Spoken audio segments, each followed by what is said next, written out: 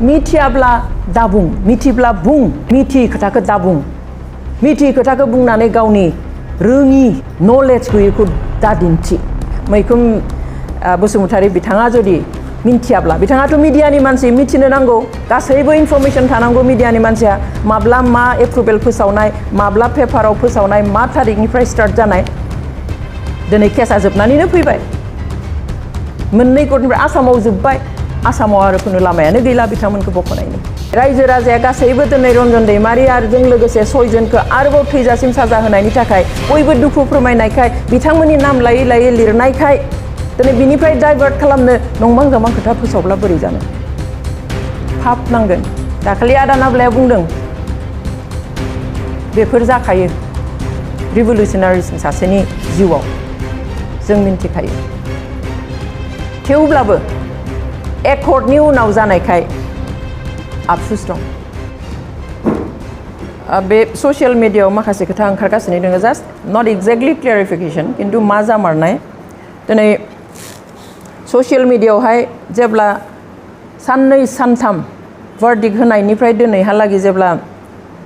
बयबो बे जेल जानांनायनि बाथ्राखौ लिरगासिनो बुंगासिनो गाबगासिनो फोसावगासिनो बे समावहाय सानैसो मानसिया मा खालामदों बे इस्युखौ डाइभार्ट खालामनो थाखाय सोरनिबा मुं मुंख'नानैहाय गाज्रि पस्ट होगासिनो दङ पस्टखौ बयबो होनो हायो जोंबो सोरखौबा एटाक खालामनानै पस्ट होनो हायो खिन्थु जों मानसि हिसाबै जोंहा साननो हानाय गोहो दङ मेलेम इसेब्लाबो दङ बेवहाय माखौ पस्ट होयोब्ला मा जागोन जाया बेखौ साननानै गोसोब्लाबो जोङो रिप्लाइ होनो सानब्लाबो जों होआ खारन बेयाव बांद्राय गरम जानो हागौ खिन्थु गुबुना बेफोरखौ लानानै बांद्राय पस्ट होयो आं माबा मैखुम बसुमतारी नामा बिथाङा मोनसे पस्ट होदों जे बोसोरनैसोनि आगोलाव माने खै बोसोरमाननि सिगाङावहाय सापागुरिनि सिगनेट हटेलाव मोनसे मिटिं जादोंमोन बे मिटिङाव फार्स्ट ट्रेकखौ लागोन ना लाया बिनि सायाव सावरायनाय सोर बेखौ लाहोनाय बेबादि मोनसे खोथा बुंदों आं बेखौ जिहेतु आयेनजों जरित खोथा आङो पार्सनेल खोथाबा आं रिप्लाइ होआ आंखौ सोरबा गाज्रि बुंब्लाबो आं मालाबाबो बुङा आं बिनि फिननाय होआ खिन्थु बियो आयेनगत खोथा एनडिएफबिनि बे गिदिर जेंनाजों जरित खोथामोन बेयावहाय आं बेखौ बुंनो नागिरदों बिनि सिगाङावबो सोरबाया एसे बुंदोंमोन खिन्थु इलेक्सन बोथोराव बुंनायखाय आं बिनि फिनखौ होआखैमोन दा गोदानहै बुंफिननायखाय आं बेखौ एसे बुंनो नागिरदों 2017 नि 28 नभेम्बराव सोरखारनिफ्राय मोनसे प्रेस स्टेटमेन्ट ओंखारबाय पेपारफ्राव मिडियाफ्राव जे 1 डिसेम्बरनिफ्राय फार्स्ट ट्रेक बिजिरनाया जागायसिनगोन 2017 बेनिफ्राय 1 डिसेम्बरनिफ्राय जाबाय थ' बियो 28 थारिखनि पेपाराव ओंखारदों जों लोगोनो बै समनि चिफ हाग्रामा महिलारि बिथांजों कन्टेक्ट खालामदों डेपुटि चिफजों कन्टेक्ट खालामदों गुवाहाटीयाव सानसेनि उनावनो जोङो लोगो हमदों जों सीएमजों एपइन्टमेन्ट लानो होनानै बेखौ बोरैहाय खमायनो हायो खारन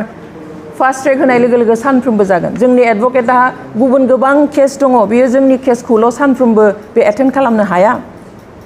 ओजों आरो फार्स्ट ट्रेक होयोब्ला मा जाहैगोन जों बयबो मिन्थिगौ बेवहाय जों बेखौ होजानो बानानै जाहाथे फार्स्ट ट्रेक होनायखौ बन्द खालामो बिनि थाखाय जोङो सावरायदों बिथांमोनजोंल' नङा बै समनि आइबिनि जइन्ट माबानि नर्थ इस्टनि जइन्ट डिरेक्टर तपन डेका बिथांखौबो नाब्ला आदाजों आंजों थांनानै लोगो हमहैदों आरो चिफ मिनिस्टारनि लिगेल एडभाइजार शान्तनु भरालीखौबो थांनानै आं लोगो हमहैदों एपइन्टमेन्ट लानानै जे बेखौ बन्द खालामनो नांगौ मानो बेबादि जाखो बिथांमोना बुंफ्लाबाय जे जों मिन्थिया मानो मिन्थिया खारन पेपारावनो होबावदों नभेम्बरनि मा थारिखआवमोन बियो नभेम्बरनि 3 थारिखआव ना मायाव आरो मोनसे प्रेसाव ओंखारदों पेपाराव ओंखारदों जे बे फार्स्ट ट्रेकखौ सोरखारा आसाम सोरखारा एप्रुभेल होबाय गनायथि होबाय होननानै स' बेफोर मथे जायै मा जाखो सोरखारनि डिसिसन हाइकर्टनि हास्थायनाय बेबादिहाय फार्स्ट ट्रेकआव थांबाय 1 डिसेम्बरनिफ्राय जों होबथानो सानब्लाबो होबथानो हायासै 1 डिसेम्बरनिफ्राय सोलि डिसेम्बर जानुवारि फेब्रुवारि मार्च एप्रिलनि 28 थारिखआव हटेल सिगनेटआव मिटिं जादों बेखौ NDFB आ लिंदों आदा नाब्लामोननि ग्रुपनिया बे मिटिंखौ लिंनाय बर'नि गासैबो संगठनखौ लिंदों आरो राजखान्थि हान्जाफोरखौबो लिंदों आरो इन्टेलेक्चुवेल्सफोरखौबो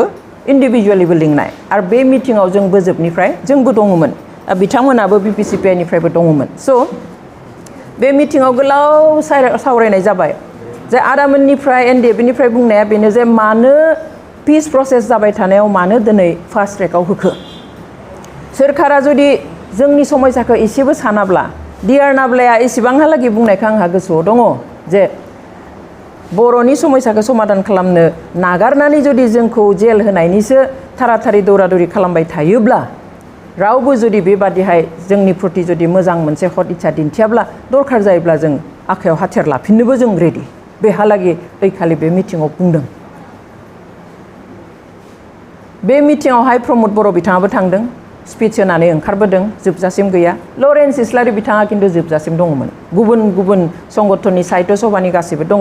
जोबनायाव मोनसे थांखि लानाय जायो बेयाव बे मिटिंनि थांखिया बेसोमोन जे बे फास्ट ट्रेकखौ बोरै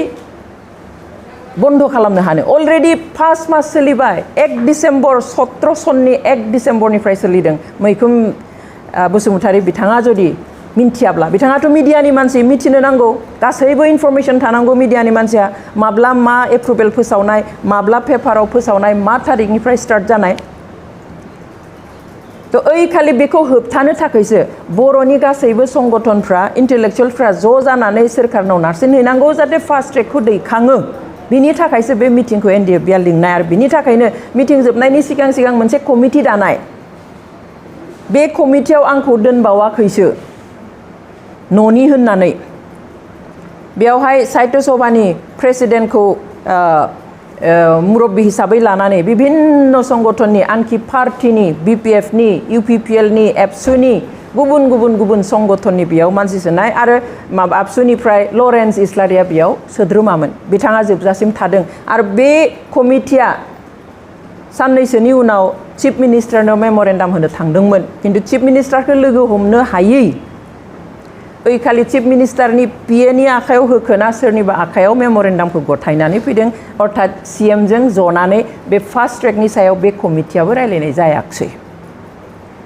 बेनि उनाव दिनै ब्लेमखौ आंनो होदों आं सोलायनो फास्ट ट्रेकखौ लाबोनाय सोर मा रावजों मा बुंनो सोरबा सोरखारा सोरबा हाइ कर्टआ सोरबा CBI कर्टआ सोरबा बुंनायखौ मानिगोन नामा जों सोरबा पार्सनेलि थांनानै फास्ट ट्रेक हो होनना बुंनो हायो नामा बेखिनि नलेजआ जुदि जोंहा गैया बेफोरबादि नंखाय बाथ्रा बुंनानै जोंनि जायफ्रा आयेननि बागै बारा मिथिया बिसोरखौ माने उल्था लामाजों दैथिंनाया पाप इनाय बियो बिदि खालामनो नाङा फास्ट ट्रेकआ 5 मास जाखांबायमोन थेवब्लाबो NDFB आ नाजाबाय थादों बिनि गेजेराव जोङो सोरखौ लोगो हमाखै आं बिश्वजित दैमारि बे समाव BPF आव दङमोन MP बिथांखौ आङो बे माबानिफ्रायनो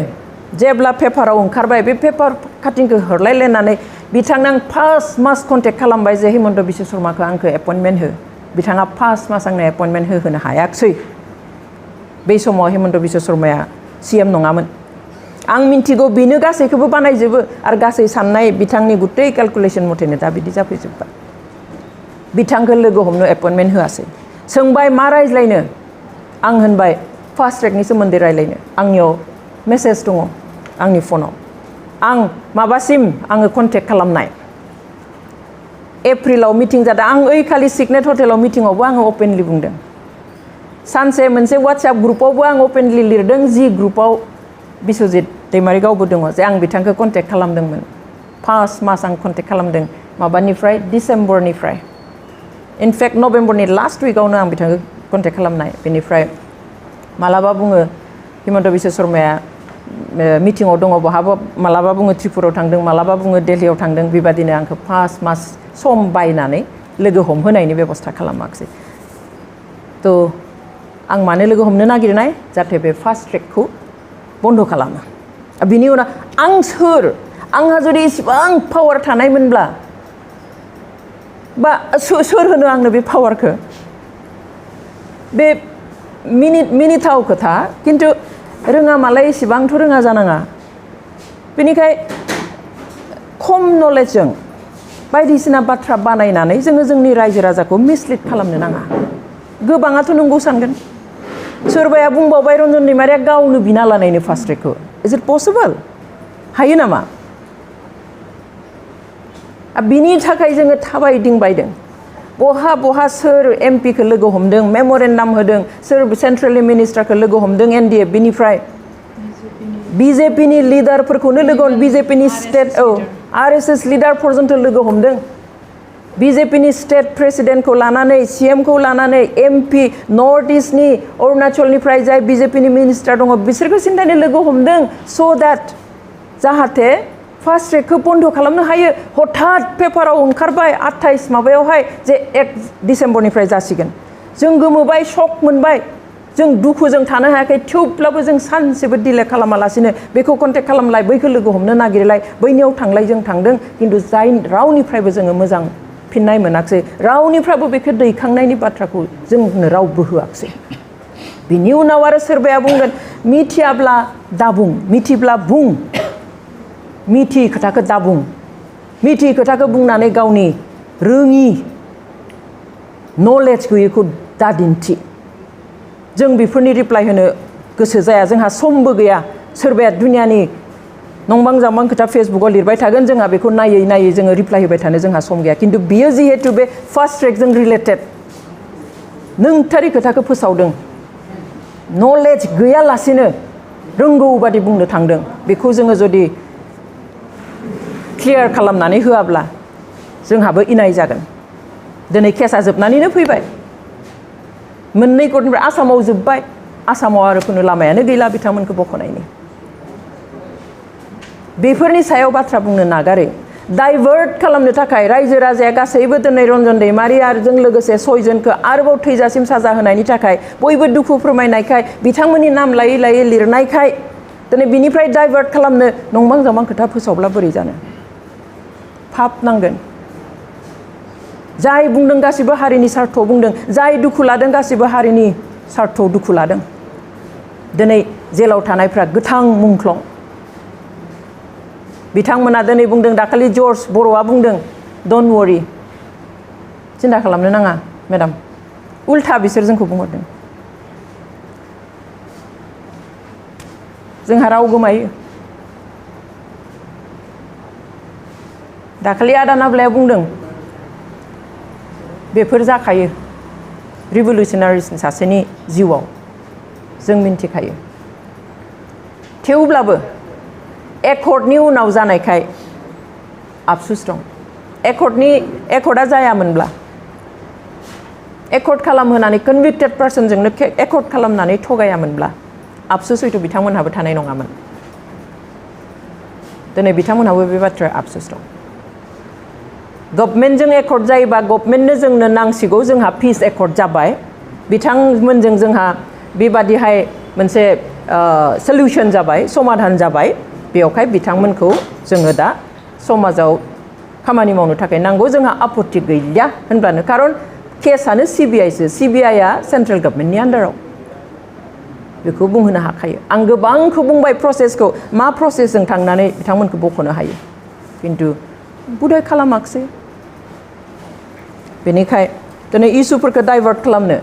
मिन्थियै खोथाखौ जि बाथ्रानि सायाव खुनु नलेज गैया बे बाथ्राफोरखौ बुंनानै जाहाथे रायजो राजाखौ मिसलिड खालामा बेनि थाखाय आं खावलायबाय